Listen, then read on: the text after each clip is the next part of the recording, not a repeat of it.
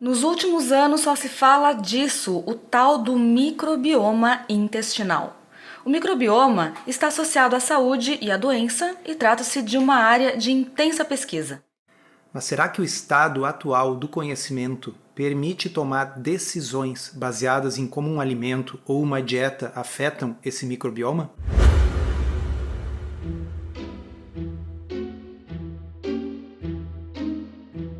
Comida sem filtro. Saúde, low carb, estilo de vida, evidências científicas e, claro, nossas opiniões. Toda semana um episódio novo e gratuito para você. Comigo, Dr. Souto. E comigo, Sari Fontana.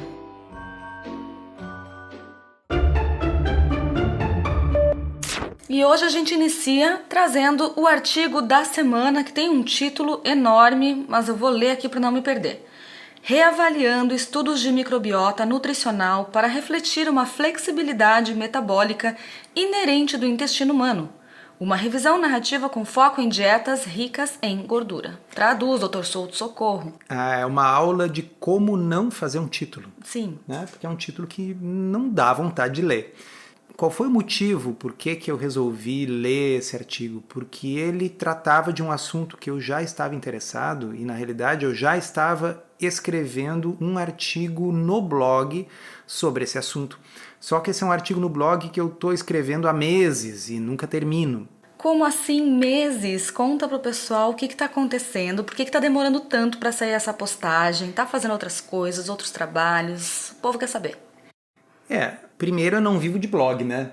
Então existe outras obrigações, existe a vida profissional, existe consultório e também eu tenho um outro projeto em andamento aí que tem me absorvido bastante tempo. Pode falar o que é?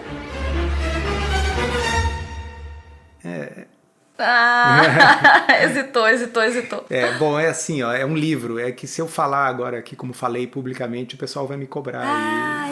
Todo mundo comentando lá nos posts do Dr. Souto, livrinho, emoji de Então, livrinho. assim, eu tô tentando, ele tá sendo escrito, uma hora ele sai. Então, sim, é difícil ter tempo para tudo. Tudo bem, vamos Mas enfim, voltar. voltando ao assunto. Acho que nós podemos começar explicando para os nossos ouvintes o título que a gente deu para esse episódio, que é o mesmo título que eu vou dar para a postagem do blog, que é Microbiota Hope or Hype? São duas palavras do inglês. É para ficar chique isso ou porque não tem tradução alguma delas? Uma delas não tem tradução e, além do que, combina, é um trocadilho, né? Tô brincando. Hope, a maioria das pessoas conhece, né? Esperança. E hype tem a ver com moda, com... Vamos ler uma definição do dicionário, né? Porque é uma coisa meio difícil de explicar no português. Do termo em inglês não tem uma tradução perfeita em nosso idioma, mas ela significa algo como excitação exagerada, uma febre, uma onda desproporcional sobre um assunto. Na verdade é um exagero, certo? É isso aí, um exagero, sensacionalismo, badalação. E uma coisa importante no conceito de hype é que esse exagero, esse furor sobre um assunto, ele é desproporcional às evidências do mundo real. Então vocês entenderam a brincadeira. Assim, por um lado existe uma esperança no que diz respeito ao estudo dessa área, e por outro lado existe muita hype, quer dizer, muito exagero sobre a importância que isso realmente tem para decidir o que a gente deve ou não comer e o que a gente deve ou não fazer. Então vamos citar para o pessoal aqui quais são os principais pontos importantes desse artigo. Bom, a primeira coisa que o artigo coloca é o seguinte: qualquer coisa que você coma modifica sua microbiota, mas nós estamos longe de conseguir definir precisamente o que seria uma microbiota saudável. Na maioria dos estudos em roedores, quando se usa uma dieta de alta gordura, uma dieta high fat, ela não é apenas uma dieta de alta gordura, ela é uma dieta feita de uma mistura de óleo de soja com banha, açúcar refinado e pouca fibra. E aí, claro, os roedores ficam doentes, e aí o que se diz é o seguinte: a dieta de alta gordura produz alterações na microbiota que estão associadas à doença. Mas veja, qualquer roedor que coma isso vai ficar doente independentemente da microbiota. A dieta natural de um camundongo é pobre em gorduras e rica em carboidratos, certo? Exatamente, tem mais isso. Ela não é uma dieta apropriada para esse tipo de modelo animal. Outra coisa que o artigo fala é que, na média, 2 indivíduos quaisquer têm em comum apenas 1/3 da sua microbiota intestinal. Mesmo pessoas que têm uma dieta parecida? Mesmo pessoas que têm uma dieta parecida e dois indivíduos saudáveis podem sequer ter qualquer sobreposição na sua microbiota, o que significa que há muito mais variação e variedade na microbiota dos indivíduos do que semelhanças. Assim, com exceção de casos evidentes de disbiose, a gente não dispõe de informações para dizer que os 2/3 da microbiota de uma pessoa são melhores do que os 2/3 de microbiota que ela tem em comum com alguma outra pessoa. Se realmente existe uma microbiota caracteristicamente saudável, deve ser no nível da função dos micro-organismos, portanto, e não necessariamente das suas espécies.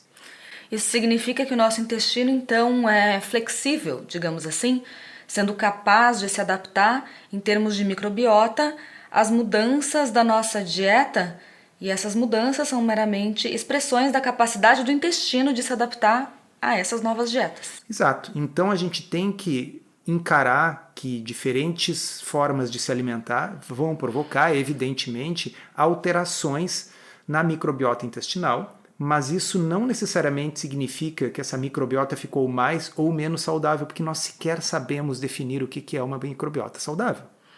Isso ajuda a explicar por que algumas pessoas que começam low carb, estou falando de low carb porque é esse tipo de público que a gente recebe nas redes sociais.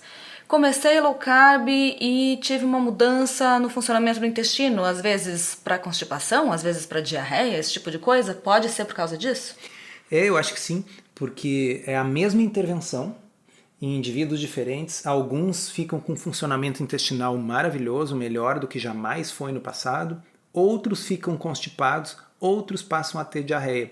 E se você entender que a maioria das pessoas tem microbiotas completamente diferentes, faz todo sentido que elas tenham respostas iniciais diferentes. E pode levar muitas semanas, esse artigo aborda isso também, se não me engano, nós vamos deixar o link para o artigo original para quem quiser conferir, mas se não me engano pode levar até 24 semanas para que haja uma adaptação completa do intestino a uma mudança alimentar.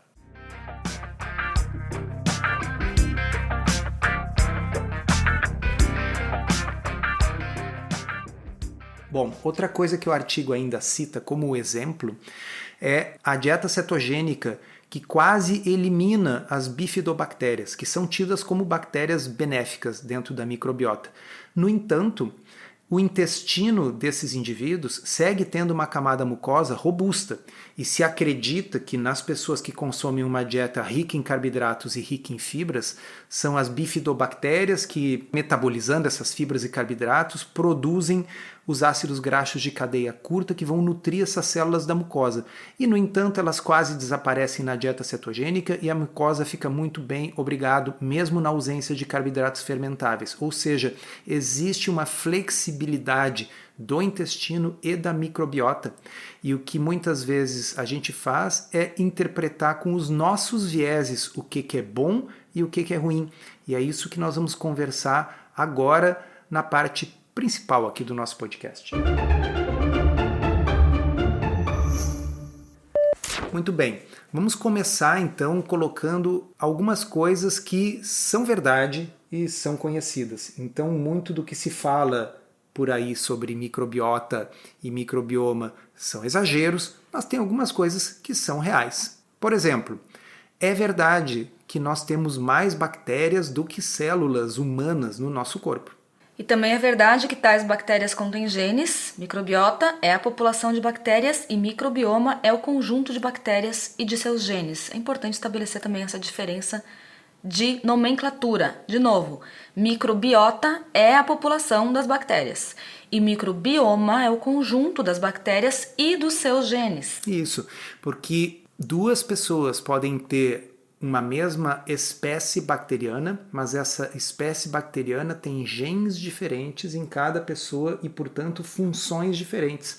Nós sabemos, inclusive, vamos pegar um exemplo bem conhecido, que é a Escherichia coli, que é uma bactéria muito comum. Ela pode ser altamente patogênica ou ela pode ser um habitante normal que não causa doença no intestino, dependendo da bagagem genética que este germe carrega. Ou seja, é mais complicado do que simplesmente saber quais bactérias você tem ou não tem na sua microbiota intestinal. Já comecei a pensar aqui nas suplementações que existem por aí.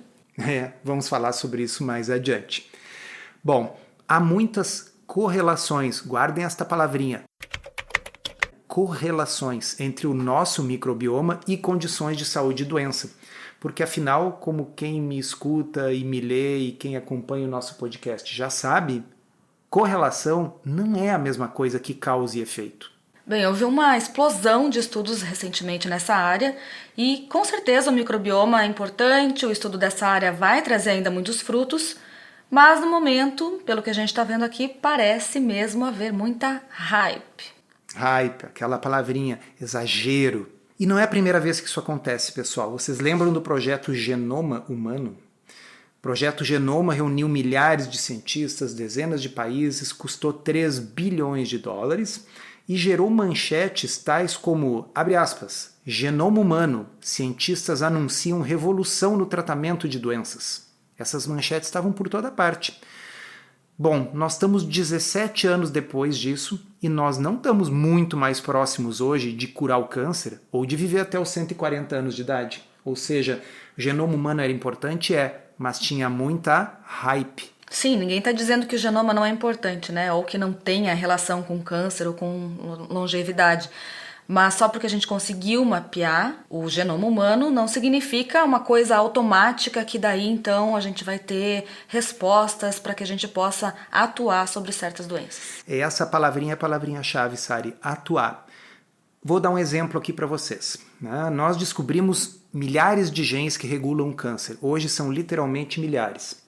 E nesse caso do genoma humano, pegando o exemplo aí que a gente estava falando antes, qual que teria sido a hype agora, 17 anos depois, a gente consegue avaliar melhor? A hype era a seguinte: com essa informação, poderemos desenvolver drogas dirigidas diretamente a estes genes e em breve o câncer será como a AIDS, uma doença crônica e de baixa letalidade. A AIDS era uma doença uniformemente fatal e hoje ela é uma doença de baixa letalidade e a hype era essa, como nós deciframos o genoma humano, logo o câncer vai ser uma ameaça do passado. A realidade é que quase 20 anos depois a gente tem drogas que custam dezenas de milhares de reais por mês, infelizmente, e ainda com impacto na sobrevida dos pacientes na ordem de 3 meses? Então, a realidade ela ficou muito aquém da hype. E sob pena de ser repetitivo aqui para vocês, mas para salientar, não se trata de desmerecer a área de estudo ou de dizer que microbiota é uma coisa que não tem importância. Longe disso. É necessário ao mesmo tempo que a gente entenda e diga em alto e bom som. O que nós sabemos ainda é muito pouco. Basicamente, o que a gente sabe sobre o microbioma é que ele é importante, ele é complexo e que ele interage com a nossa biologia. Mas tem uma grande diferença entre saber que algo é importante, isso vale para microbioma e vale para genoma humano, mapear essa complexidade e ter a possibilidade de atuar, tá aí a palavrinha de novo, de atuar de forma terapêutica em cima desses conhecimentos. A gente não deve confundir algo promissor com algo que deva ditar as nossas condutas no dia a dia. E tem muita gente por aí ditando condutas, dizendo o que pode comer e o que não pode. Quais os aditivos e adoçantes que podem ser usados ou não baseado no impacto do microbioma. Nós não temos como dizer isso pelo pouco que nós conhecemos. Mas então, afinal, pelo que a gente sabe hoje, o que constitui uma microbiota saudável? A gente sabe o que é normal? Bom, vamos lá. Existe uma narrativa que é mais ou menos assim. Existem mais de 1000 espécies diferentes de bactérias no ecossistema do seu intestino. A sua dieta influencia a quantidade e a proporção dessas bactérias. Isso, por sua vez, teria impacto determinante na sua saúde.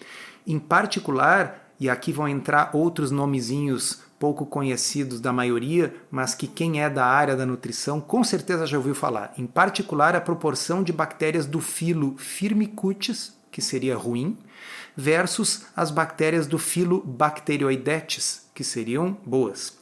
Também se costuma citar o gênero Bifidobacterium como sendo bom. Então, se essa narrativa estiver correta, qualquer intervenção que favoreça o aumento da proporção Bacteroidetes firmicutes tende a ser benéfica.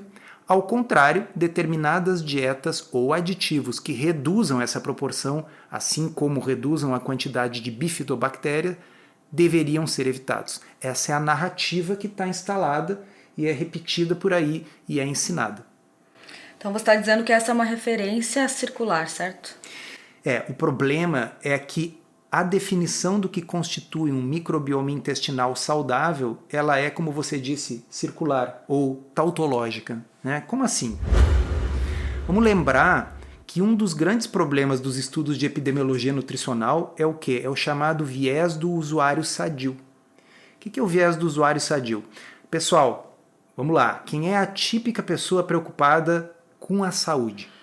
Pessoa que não fuma, se exercita, bebe pouco ou não bebe, cuida do peso, provavelmente tem uma renda econômica, um nível educacional maior do que a média da população, segue todas as diretrizes. Segue todas as recomendações. Acontece que estas recomendações incluem, por exemplo, evitar carne vermelha e consumir muitos vegetais e pouca gordura. Assim, você encontra uma associação entre pouco consumo de carne vermelha, pouco consumo de gordura e alto consumo de vegetais e bons desfechos de saúde. Isso não necessariamente é causado pela pouca carne ou pela pouca gordura. As pessoas que fazem tudo certo, os escoteiros da turma, aqueles que não fumam, não bebem, se cuidam, cuidam o peso, tomam os seus remédios, suas vitaminas, acabam sendo pessoas que têm este tipo de dieta. Então, esse tipo de dieta nos estudos observacionais está associado a bons desfechos, por exemplo, menos doença cardiovascular. E como que ficam as bactérias dos intestinos dessas pessoas? Pois então, o que acontece? Uma dieta nesses moldes, pouca carne vermelha, pouca gordura, bastante vegetais, ela é uma dieta que provoca um aumento da proporção Bacteroidetes firmicutes e um aumento das bifidobactérias. Bem, logo, um aumento da proporção Bacteroidetes firmicutes e de bifidobactérias passam a ser definidos como uma microbiota saudável. Por quê? Por algum mecanismo específico dessas bactérias? Não, porque uma microbiota com mais Bacteroidetes, menos firmicutes e mais bifidobactérias está presente nas pessoas mais saudáveis. Por quê? Porque as pessoas que seguem as diretrizes e fumam menos, e se exercitam mais, e mantêm o peso saudável, se alimentam de acordo com as diretrizes. A alimentação essa que provoca um aumento justamente da proporção de Bacteroidetes firmicutes e aumento das bifidobactérias. Então vocês percebem, pessoal, que ele é um argumento circular? Por que uma dieta com pouca carne e mais vegetais é boa? Porque produz alterações benéficas no microbioma, dizem eles. E como sabemos que as alterações essas do microbioma são benéficas? Porque encontramos estas alterações em pessoas saudáveis. E pessoas saudáveis são as que comem pouca carne e muitos vegetais. Fica dando volta. No momento que você se convence que uma determinada forma de se alimentar é a correta, você vai definir o microbioma das pessoas que comem assim como sendo o microbioma saudável. Então, a coisa foi invertida. Não foi porque se chegou à conclusão que aquelas bactérias exercem determinadas funções e que, portanto, elas têm que estar presentes para que a saúde seja boa. O que fez com que se deduzisse que este é o microbioma saudável é a pré-definição do que é uma dieta saudável. E a pré-definição do que é uma dieta saudável veio dos estudos observacionais que têm um monte de vieses. Então, ele é um argumento circular.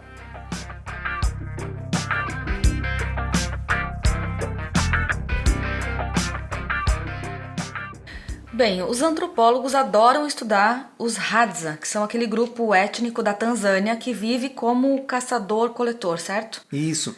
Os Hadza são os queridinhos da antropologia, porque se acredita que o estilo de vida deles é o mais próximo do estilo de vida humano ancestral, paleolítico. Eles não são afetados, em geral, por doenças crônicas e degenerativas modernas, tipo obesidade, diabetes, câncer, doença cardiovascular, Alzheimer. E a microbiota deles é muito diferente da nossa, tanto em composição como em biodiversidade. Só tem um probleminha nessa narrativa. Os Hadza têm predomínio do Firmicutes. que deveria ser ruim. E eles têm ausência, não é pouco, eles têm ausência de bifidobactéria. Nós vamos deixar os links aqui no episódio, né, do artigo da Nature que mostra isso. Aliás, o mesmo artigo da Nature relata com certa surpresa que os italianos, os autores do artigo eram italianos, então eles compararam o microbioma dos italianos e o microbioma dos Hadza. E eles descobriram que os italianos têm mais bacterióides do filo Bacteroidetes, que seria bom, do que os Hadza. E, no entanto, os italianos têm muito mais doenças crônicas e degenerativas típicas da civilização. E, pessoal, esse é apenas um exemplo. Tem incontáveis inconsistências no estudo da microbiota intestinal. Para cada composto, para cada alimento ou para cada estilo de dieta, tem estudos mostrando efeitos diferentes, díspares, contraditórios na microbiota. As técnicas para estudar a microbiota estão ainda evoluindo. Quando você estuda a mesma dieta ou o mesmo composto com técnicas diferentes, você chega a conclusões diferentes sobre os efeitos que tem na microbiota. Ou seja, nós estamos absurdamente longe de poder afirmar, primeiro, o que é uma microbiota saudável, né? Porque se fosse pelos critérios que foram desenvolvidos em ocidentais, os Hadza deveriam ser doentes. Além disso, os métodos que se usam para pesquisar a microbiota variam e, como eu disse antes, têm resultados inconsistentes. Uhum. E bom que você falou disso, porque lembrei agora que as pessoas me perguntam muito com relação a adoçantes artificiais, que têm fama de alterar demais a microbiota. Tem pessoas que não consomem adoçantes, que comem açúcar, porque acreditam que seja melhor para a microbiota. Pois é. O problema é que a interpretação dos resultados de estudos de microbiota é uma interpretação livre. O que eu quero dizer com isso? Depende dos preconceitos dos autores do estudo. Da mesma forma que a gente explicou ali para os Hadza, que tem ausência de bifidobactérias, e ter bifidobactérias é considerado uma coisa saudável, e no entanto os Hadza são extremamente saudáveis, o que acontece? Se eu não gosto, se eu sou contra o uso de um determinado adoçante artificial e um estudo indica que ele reduz as bifidobactérias, eu posso alegar que ele está afetando de forma adversa a microbiota, só porque ele reduziu as bifidobactérias. Agora, se eu acho que um adoçante é bom, eu posso interpretar os mesmos resultados do mesmo estudo de forma distinta, porque afinal os Hadza, que são a nossa referência de metabolismo saudável e ancestral, nem sequer têm bifidobactéria nos seus intestinos. Então eu posso dizer que este adoçante teórico aqui que eu estou falando é ruim porque ele reduz as bifidobactérias, ou eu posso dizer que é um adoçante que vai te deixar tão saudável como os Hadza, baseado nos mesmos dados. Entendam, pessoal, a interpretação desses resultados é subjetivo, além do que os resultados variam de acordo com a técnica e, literalmente, ninguém faz a menor ideia do que seja uma flora ou uma microbiota ou um microbioma intestinal saudável. Então, para resumir esse capítulo, né, microbioma ou microbiota não são desfechos concretos, são desfechos substitutos. Exatamente. Eu vou colocar isso de uma forma que acho que vocês não vão esquecer. Microbiota intestinal é um desfecho substituto e vocês não vão esquecer o porquê. Porque o seu objetivo final, você que está me ouvindo, não é melhorar a biodiversidade do seu cocô. Né? O seu objetivo é ter saúde, é ter um risco menor de diabetes, é ter um risco menor de doença cardiovascular, mas não, o seu objetivo não é saber se tem mais firmicutes ou se tem mais bifidobactéria, até porque, como nós vimos, as correlações, e são apenas correlações disso com saúde ou doença, são tênues e pouco reprodutíveis de um estudo para o outro e são derivadas de argumentos circulares. Sari, e tem mais.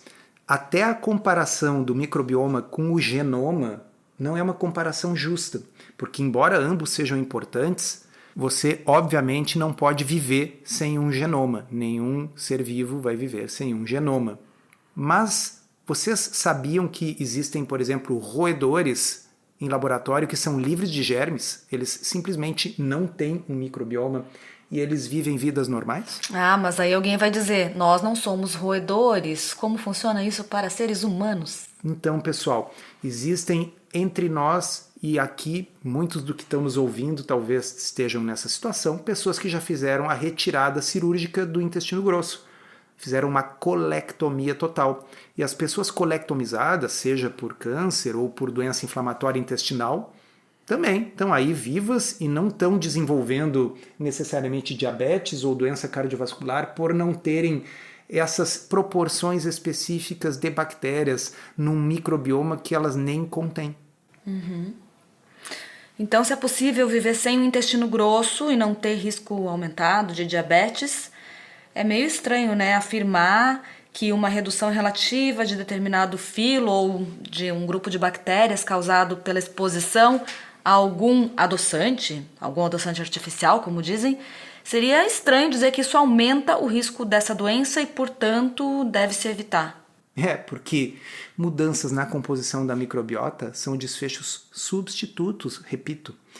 E, pessoal, os ensaios clínicos randomizados de low carb, aqueles em que um grupo é sorteado para ser o grupo controle e outro grupo é sorteado para fazer uma dieta low carb, eles mostram melhora e, inclusive, remissão do diabetes tipo 2. Sendo que o braço low carb desses estudos permite adoçantes. Isso, a remissão do diabetes, é um desfecho concreto. Mudar a composição das bactérias do seu cocô não é um desfecho concreto, é um desfecho substituto. Desfecho concreto é o que importa para o paciente. Desfecho substituto é aquilo que importa para os pesquisadores. Então, sim, eu sei que existem estudos interessantes nos quais, por exemplo, é feito o transplante da microbiota de um roedor para outro e isso modifica coisas como sensibilidade à insulina, etc. A gente não está dizendo que não tem nenhuma importância. Acontece que existe por aí gente mandando as pessoas comerem algo ou não comerem algo, usarem ou não usarem determinado adoçante, porque ele mexe nas proporções de determinados filos ou ordens de bactérias. Isso, na minha opinião, não tem cabimento. Para você que gosta do formato em áudio e quer um guia completo para desvendar a dieta low carb, conheça o Podcurso Low Carb da Teoria à Prática. São mais de 20 horas de conteúdo exclusivo para ouvir onde e quando quiser. Se você precisa de um verdadeiro passo a passo para emagrecer e transformar sua saúde, ele é para você. Chega de dúvidas e frustração. Agora é hora de ver resultados. Vem com a gente aprender tudo sobre low carb da teoria à prática. Acesse drsolto.com.br/podcurso. E a gente falou então desse exemplo de adoçantes, que é muito recorrente, muito frequente, mas eu aqui como leiga, não sou profissional da saúde, não sou médica, fico imaginando o desafio que deve ser a suplementação e também a recomendação do uso de probióticos, de pré-bióticos. Como que fica isso para a população que ouviu tudo isso aqui agora e deve estar bem perdida? Pois é, Sari, em 2020 saiu uma publicação da Associação Americana de Gastroenterologia com guidelines sobre probióticos. Basicamente, eles afirmam que, fora a situação de recém-nascidos prematuros, não existe evidência para o uso de probióticos em praticamente nenhuma situação. Sim, eu sei que é chocante e provavelmente deve haver algumas situações muito específicas em que alguns estudos pequenos sugerem alguma pequena vantagem, se bem que estudos pequenos são sempre também sujeitos a vieses. E eu vou ler para vocês um texto que saiu no Medscape sobre o assunto. Eu estou traduzindo aqui enquanto eu estou lendo, mas diz o seguinte, que alguns estudos iniciais em animais mostraram que probióticos modulam o sistema imune, dão resistência para invasão por patógenos, melhoram a função de barreira do intestino, diminuem o pH do intestino e modulam a motilidade intestinal. Esses achados ainda precisam ser traduzidos em evidências claras de eficácia em humanos, a despeito de alegações de que os produtos aliviam de tudo, desde autismo até osteoporose. Um problema tem sido a falta de reconhecimento de que muitas das funções das bactérias são de cepas específicas e não da espécie, como nós falamos antes no podcast, mais cedo. Por exemplo, enquanto uma cepa de E. coli a Nissel 1917, é atualmente aceita como uma bactéria probiótica. Várias outras cepas de Escherichia coli, produtoras de Shiga toxina ou enteroxigênicas, são claramente patogênicas. Então, simplesmente ter uma determinada espécie não significa que ela seja da mesma cepa e vai ter a mesma função. A alegação comum de que os probióticos ajudam a balancear a composição microbiana do intestino é certamente errada. A maior parte das cepas probióticas disponíveis não estão adaptadas para sobreviver no ambiente do intestino humano. Uma das razões que elas são consideradas seguras, inclusive. Além disso, mesmo que o probiótico sobreviva, os seus efeitos provavelmente seriam influenciados pelo microbioma indígena, pelo microbioma original da pessoa, que por sua vez, como a gente já disse aqui no podcast, é altamente heterogêneo e variável entre indivíduos. Portanto, a gente não tem como saber se um probiótico vai ter o mesmo efeito numa pessoa e noutra. E nós vamos também deixar o link para essa publicação para quem quiser dar uma olhada.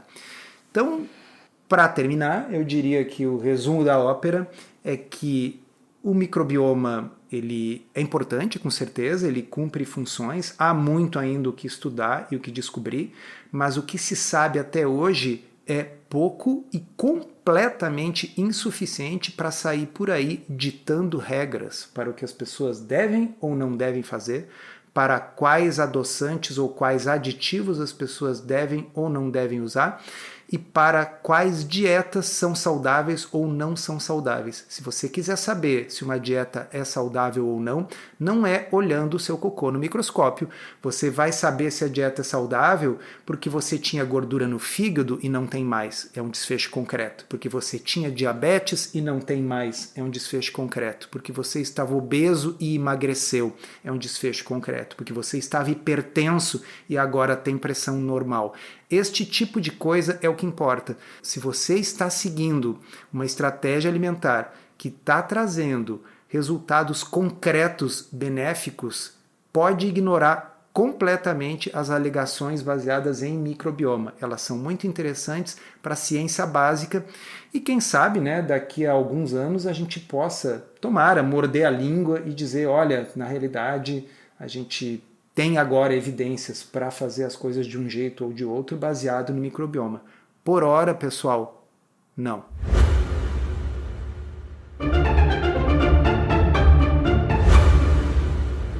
Encerramos assim esse episódio do Comida Sem Filtro, que foi idealizado, roteirizado e produzido por nós. Se você gostou, divulgue para os seus amigos e inscreva-se na sua plataforma preferida para não perder nenhum episódio. As informações contidas neste podcast são apenas para fins informativos e podem não ser apropriadas ou aplicáveis às suas circunstâncias individuais. Este podcast não fornece aconselhamento médico ou profissional e não substitui a consulta com um médico e ou nutricionista. Não use este podcast para diagnóstico ou tratamento médico. Qualquer sugestão é apenas uma recomendação geral, que não é específica para qualquer pessoa ou doença em particular.